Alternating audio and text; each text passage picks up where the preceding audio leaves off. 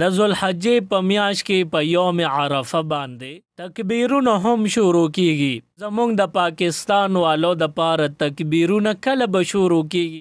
د جمعې د ورځې نه یوم عرفه شروع شوله، د سحر د مانځه نه به پس تکبیرونه شروع کی.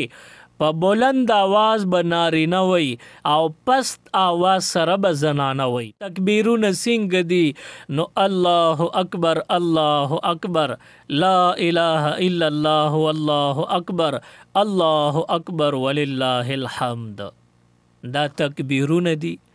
او زنانه او نارینه، مالدار او غریب، مقیم او مسافر، او سو قربانی کوي سو کې نه کوي، هغه ټول به تکبیرونه د یوم عرفې نه شروع کی. اختر په څلورم ورځ باندې مازیګر مونځ نه پس به وی تکبیرونه پوره شو.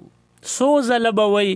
نو د هر مانځه نه وروستو صرف یو کرته ویل واجب دی او زیاتی بنو وایو. پیغمبر علیہ السلام یو کرته ویلی دی، زیاتی مکروه دی، کراهت پکې. تکبیرونه شو.